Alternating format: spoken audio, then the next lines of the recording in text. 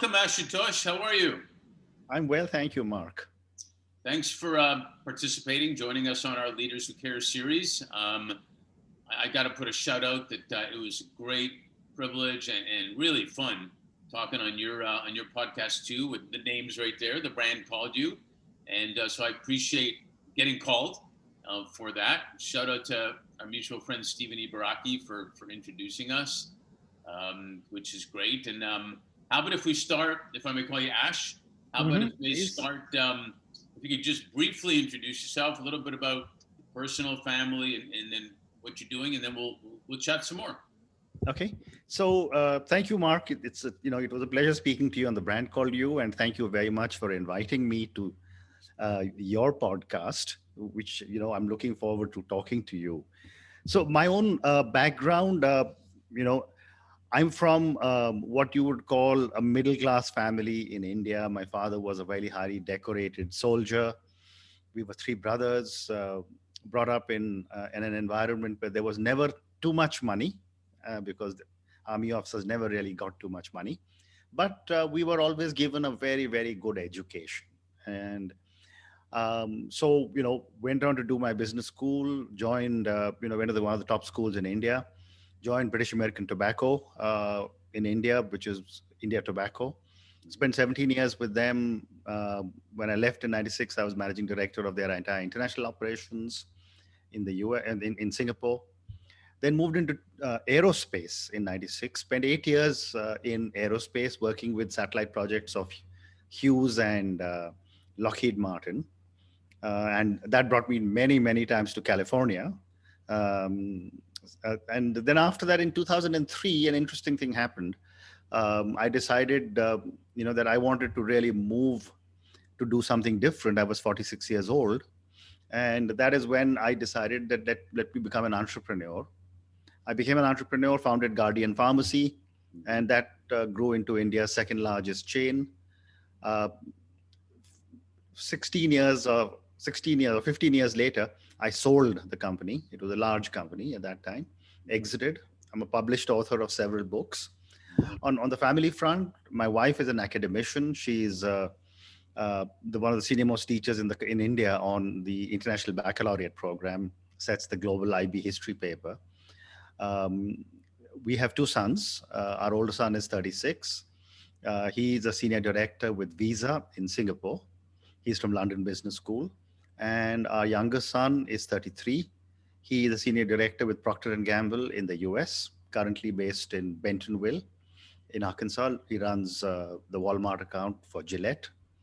So that's quickly a summary of what I do. Man, you guys hang around big companies, don't you? Or you make them, or you hang I, around them. Absolutely right. Yes, I've been lucky. So, before we go a little bit more into that, a lot of people talk about their why and everything, and why why have you done what you've done? Why do you do what you do? Okay. So, Mark, I have always been a bit of a maverick, if I can say that. Mm-hmm. I've always loved to do not just one thing, but multiple things. So, if you look at my own life, one was my professional world, which I used to enjoy, when I was working with them, and I, was ambitious. I ran the race that everyone runs in the corporate world. I did not shy away from getting into any kind of, challenges to reach the so-called corner office. So I did everything that I had to do. Because I believe that was something which I wanted to do, and I wanted to be right at the top. But having said that, I've also got an interesting other side of me where when I finish with something, I never look back. So I don't get involved, and I've seen this many times with colleagues. uh, they leave a company, then they're in constant touch and they want to know what's going on in that company, et cetera, et cetera. I have never ever done that. I worked for three large companies, and I worked for my own organization, and even when I sold my company, I never ever went back to it. I never, people would call me to tell me, oh, this guy did this guy did. I said, listen, I've exited. I have zero interest, and I have zero ability to influence anything there. So it's best that, we don't talk about the company. You're welcome to call me anytime. If you need help, I'm available for it. So I don't want to do that. The other thing is that if you were to look at my life in terms of, doing multiple things, from the professional world, I became an entrepreneur. I also got myself certified as a coach. So I coach, at any one point of time, 4 or 5 very large company CEOs. Don't take on too many roles, because, and the reason I do that is that, I have the ability to be able to understand a few different kinds of industries, All right. right? Yeah. While I was doing that in 2010, my wife and our older son were traveling to Thailand for some meetings or something. And I told my wife, listen, I'm going to write a book. So she said, oh, tell me another one, and she was away for about 15 days. And when she came back, I said, listen, I've written 20,000 words of my book. So, that 20,000 words, just for you and your listeners, is about 70 pages. Mhm. And then that book, evolved into 130,000 words. It was my first book, titled The Buck Stops Here. And once I had written my first book, then I kept experimenting with multiple types of genres. So I wrote 2 books on startups. I wrote a book on retirement. Wrote a book on personal branding. I wrote a book on failure. And these have all been published by some of the biggest publishers around the world. And I also dabbled in fiction. So I wrote 2 books on fiction. So I really enjoy writing, doing whatever. I have my own column in the in the Times of India, which is the world's largest English newspaper. Yeah. I write for several magazines. I enjoy politics, so I very often go and pontificate on, or I'm invited to pontificate on some of the television channels in India. So I do all kinds of things. So I'll just quickly summarize. I was speaking to a conference of 4,000 human resource leaders, and as I walked up to speak, the person who was introducing me, said that, Ashutosh, I'm going to throw you a challenge. Can you introduce yourself in 5 words? Now, 4 decades of work introducing 5 words. So I actually had to think on my feet. And I said, my first word is storyteller, because I write and I love to do my podcast, etc. My second word is manager, because I've spent a large part of my life as a manager. My third one is a shopkeeper, because as an entrepreneur, I built a retail chain. And I was a shopkeeper for 15, 16 years of my life. My fourth word was CEO coach. And my fifth one was author. So I said, I was able to introduce myself in 5 words. So that's why I do so many different things, and I enjoy doing everything. Gosh, what do you do in your spare time? I play the flute. I play the flute, the Indian flute, and I play golf.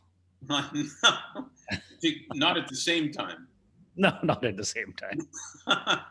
Well, that could be a good way to distract your competition if you played flute while they were trying to hit the ball. Absolutely, absolutely. No, it is amazing, what you've done, and I find it interesting to ask you then. Things have changed with executives over the decades, and now they've really realized. To be honest, that's where Leaders Who Care that we do come from. That you can make money and do good at the same time. With all of that evolution, I love the idea that you don't look back, because you're right. Too many people. It's like leaving a girlfriend to another girlfriend. You're still looking back at the past girlfriend or something. Correct. And it only takes the energy out of you. So it's smart. When did you kind of realize that you wanted to be, if you will, a leader who cares, or make an impact? So I was fortunate to get some incredible and amazing opportunities very early in my career. When I worked for India Tobacco, or ITC Limited, it's called. There was a word I learned there, which was a pronorial approach to management, which is a professional entrepreneur. ITC gave me an amazing opportunity to just go out and do things. In a large multi-billion-dollar company, do things as an entrepreneur and build new businesses. So I remember this one instance that I must share with you. I was 32 or 33 years old, having spent 11 years in the company. And I got a call from the chairman of the company, and the chairman of ITC is one of the very, very powerful persons in the country. Mhm. And he said, Ashutosh, the board thinks you should go and set up an office for the company in Singapore. So I said, sir, I'm happy to do that. But what would you like me to do? And he said, I don't know. So I said, but you have to give me a mandate. So he says, come to my office. I went into the chairman's office. He pulled out his letterhead. He signed at the bottom a blank sheet, gave it to me, and said, go and write your own mandate. Now, with that kind of an opportunity being given to me, Yeah. I realized that that was a very important opportunity. Mhm. The other thing that I learned very early in my career was that people are our biggest assets. And I was always told that the only investment that you need to keep on making repeatedly is in the people who are working in your organization. And I think that is something I have always lived up to. Then, I was also given an opportunity to, go to the World Economic Forum when the World Economic Forum recognized me as what they then used to presumptuously call global leaders for tomorrow. Now they call them young global leaders. Right. And that gave me an opportunity to really see how true global leaders, I mean, of huge organizations work. And I got a chance to interact with many of them. I kept in touch with them. I was very, very young as compared to a lot of them. The third thing that really gave me the impetus to start thinking about, doing things which leaders would normally do, or leaders who care would normally do, is that, I grew up in an army officer's home. And that brought in a huge amount of discipline. It brought in a huge amount of sense of timing. I also learned incredible people skills from him. The army officers run very, very large units with thousands of men. So that was something which I learned, and I also got some very great values from him. So this is when I really started to understand the need, uh, you know to listen to colleagues and to go above and beyond what I would call the call of duty. So long-winded answer, but I hope I've said, I hope I've answered your question. Yeah, and I find it fascinating. I was never in the army. I was in like training and militia, whatever. But there's an expression that they have. The best way to start your day is to make your bed. That's your first accomplishment.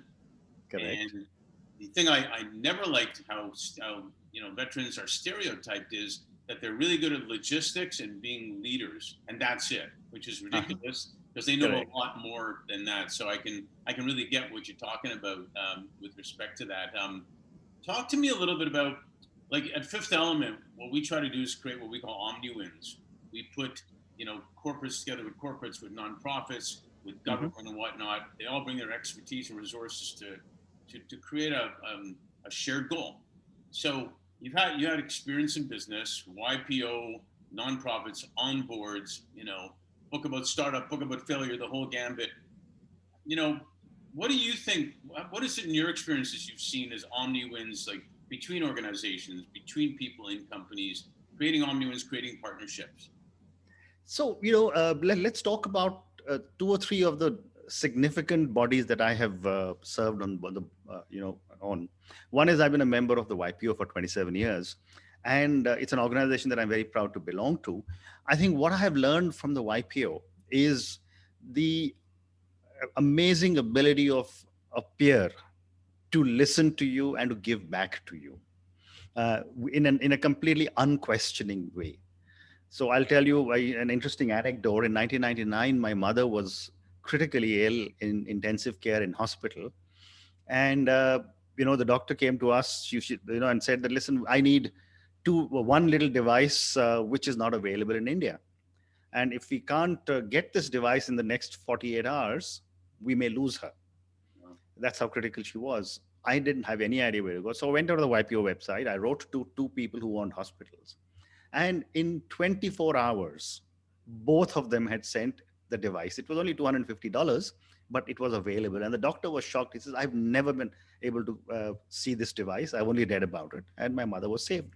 Now, that is something which is a very powerful part of an organization where you actually give back without thinking that you need something in return. And I think that's something which a lot of leaders must be able to empathize with, because everything should not have a quid pro quo. Right. I've also been fortunate enough to have served on the board of Gavi. Now, Gavi is much in the news these days because of COVID. Gavi is the Global Alliance for Vaccines and Immunization, or Gavi is now called the Gavi, the Vaccine Alliance.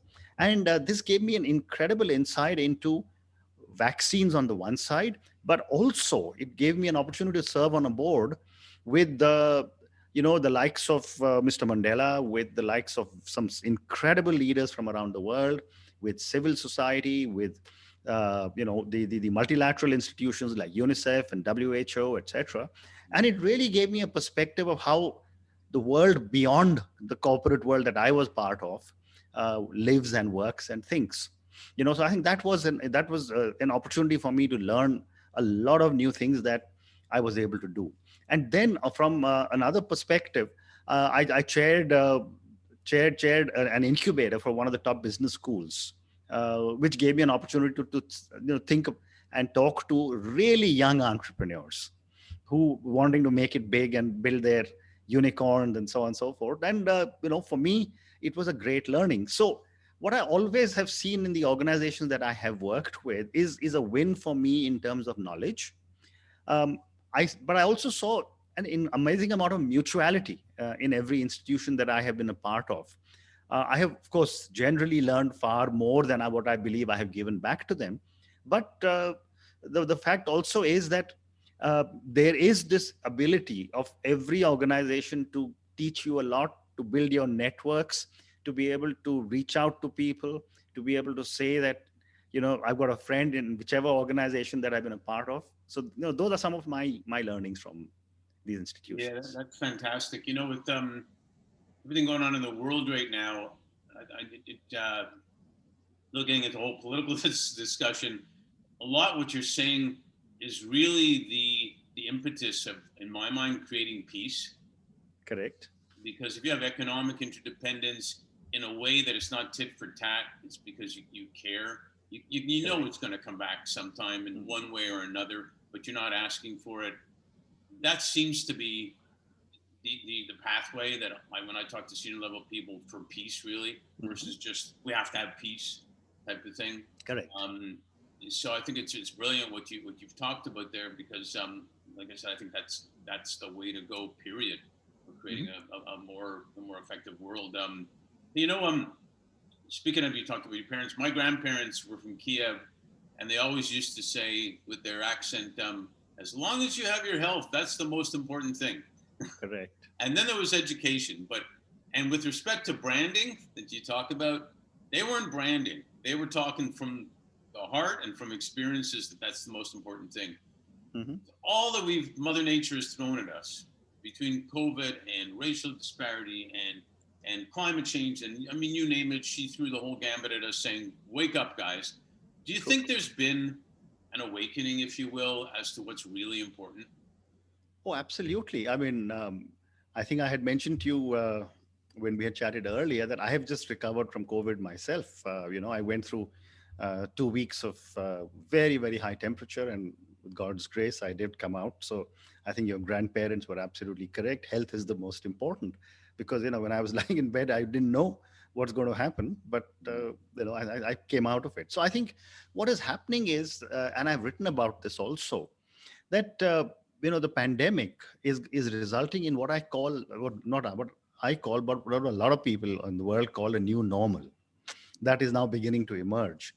And I've also said that this new normal, to me, is going to redefine paradigms for every one of us, where each one of us is going to start thinking of three words: necessary, essential, and desirable.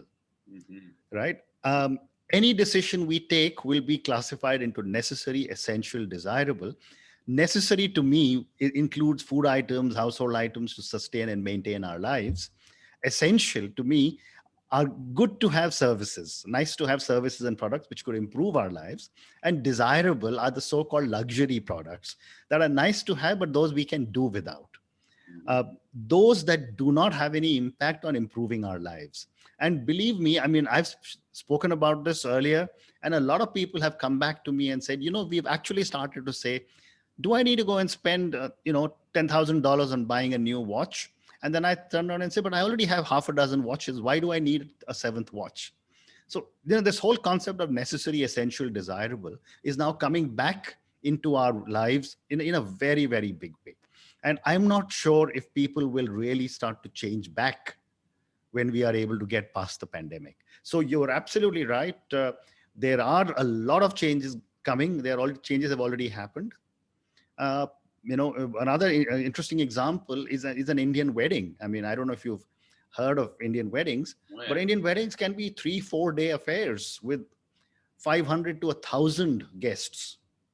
Now Indian weddings are happening with 20 people, and people are beginning to realize, hey, why were we spending so much money, tiring all of us out, to entertain people who only wanted to come and shake hands for the bride and the bridegroom? Right. So I think some dramatic changes are taking place in the world, and I think they're all for the good. The pandemic is not, but the changes or the impact of the pandemic is good. Well, if you don't learn from something this tragic or even less tragic, then it's even more tragic, basically. Correct. And Correct. you kind of reminded me when you used to have the competitions when my kids were little, and every parent had to outdo the other parent in the birthday party. Yep. And it got to the point like, what are we doing? Correct. You need to have Correct. more pets in the petting zoo, or you need to have more. I mean, it was ridiculous. So Absolutely. I just hope.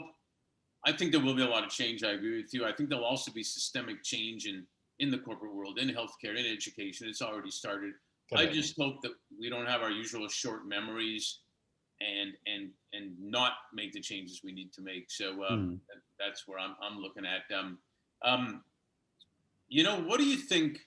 You said talent is really important. That's one of my favorite subjects. Mhm. What role do you think leaders, or if I will, business leaders who care, need to play to ensure the three aspects of well-being I always talk about are financial well-being, physical well-being, and mental well-being? So, what Hmm. role do you think leaders have to play to ensure that the talent they have really is their well-being really is taken care of? Mark, this is an absolutely incredible question. I mean, I mentioned a little while earlier that I learned that people are our greatest assets, and leaders who care, who are running large businesses. I think they have all started to figure out or have started to empathize with the challenges people are going through. you know People are facing challenges of working from home now. For the first month, 2 months, 3 months, it was great fun, but I'm not sure if people are really enjoying working from home now. Therefore it's becoming a challenge. People I was talking to some senior HR leaders. Their challenge is, how do we make sure that the people who are working from home are really being productive? Right. Right, so that's another aspect of that's coming out. The Yeah. third thing that we're beginning to see is that a lot of businesses are now bleeding a lot of money. They're burning past reserves. So I was speaking somewhere else, and I said that leaders who care must be able to communicate with their employees Mhm. the challenges they are facing. When I was growing up, there was this old phrase which was, you must communicate on a need to know principle, which meant that you didn't really trust everybody in your organization. You only told them what that you thought they needed to know. But Yeah. I've always believed that you need to over communicate. So in difficult times like this, if the leader is over communicating to the employees, based on the simple mutuality of trust, which is that if I care for this organization, the other individual also cares for the organization. So Mhm. therefore, there has to be that bit of empathy.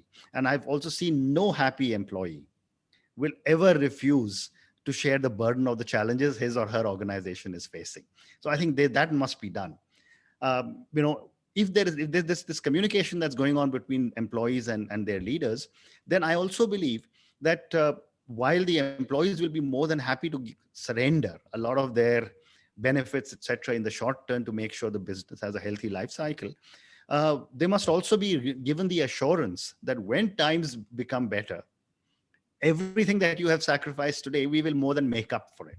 I Right. think that is the kind of communication that needs to go on repeatedly between leaders and employees, especially in stressful times like this. And mind you, we've been through this stress for over 15, 17 months now, and we don't know how long it'll carry on. Yeah, I think that's totally brilliant. That it actually came up in another podcast I was interviewed on. It's I compare a lot of things to sports, and if the coach is communicating with the player and the Correct. player sees the coach stands up for him, good, Mhm. bad, and ugly, whatever, that player will do anything for the coach, no Correct. matter what. So it's the same thing, and it's not rocket science, and especially like you're saying, if the owner or the boss or whatever is authentically caring about the employee, there's no employee that's going to not do everything for that person. So Correct. you're totally right on, and it's a brilliant statement. Do you find we're doing a lot of education now with our clients that everybody needs a chief well-being officer in their company. Mhm. Have you, in India or anywhere, have you seen a lot of, or heard a lot of any conversation about well-being in general in companies? Oh, a lot of it, not just well-being. Well-being has been there for some time. Where people are there because, and this is more for the millennials and the Gen Zs, Hmm. who aspirationally want to move ahead very, very quickly. And that could result in some challenges in well-being, so to speak. Right. But I've also started to see in many companies, uh, they have people available who are counselors, especially for those individuals who are finding it very, very difficult to handle only working from home, who are very lonely, who are not sure how they will reintegrate into the main work stream when things sorted out. So I think work is happening. Is it enough? My answer is no. I think a lot more can be done because a very small and privileged group of large organizations are being able to offer this facility. But I think the challenge is being faced by each one of us, irrespective of how big or small we are in terms of our jobs. Here a part of the well-being came at the very beginning. They were saying to everybody, you got to adopt a dog or a cat, but mostly dogs, because they can't stay in the shelters with no people coming for whatever. Mhm. And the semi joke was, but it was real, single people should get a dog for a companion so they're not Mhm. alone, but married people should get a dog as a buffer so they don't kill each other. Yes. And so it Well, became another form, I guess, of well-being. But just to complete this part, with everything that's happened in 2020 and what we're evolving into, hopefully a better world, what are you most grateful for as you go forward? um, I think gratitude is something which I've always looked back on and said, who are the people I am grateful for? You know, who do I owe my gratitude to? And I would say that, you know, uh, number one is my family. I mean, every time I have a challenge, we have a weekly family call every Monday evening at 7 p.m. India time, where both our sons and daughters-in-law get on the call and we just talk for 1 hour. What highs, lows, what happened, etc. So I think they have stood steadfast with us and with one another through these challenging times, even though we are in India, Singapore, and the US. I'm grateful for my health, which despite a very, very severe attack of COVID, I've recovered completely from it. I'm grateful that I have the opportunity to do my video cast, the brand called You. I mean, I got to get to meet amazing people like you. And that, doing 10, 12 recordings every week, it keeps me in touch with people from around the world and helps me to understand their values, their perspectives, their worlds. And finally, I think what I'm grateful for is my ability to write. My writing keeps me in touch, makes me read much more, and keeps me connected with a very, very large audience who do write back to me quite often on either critiquing it or appreciating it. Yeah, well, I guess next if we do a sequel, we'll have to have you bring your flute on so you can play a little introduction and completion of the episode. Hey, thank you so much for joining us on Leaders Who Care. It's a pleasure getting to know you, and I'm grateful to have had that opportunity, and really appreciate you being here. Thank you, Mark. It's been a pleasure talking to you on Leaders Who Care, and I look forward to not just uh, listening to many more episodes of Leaders Who Care on your website, but also to getting to know you much, much better. Thank you again. Same here. Thanks.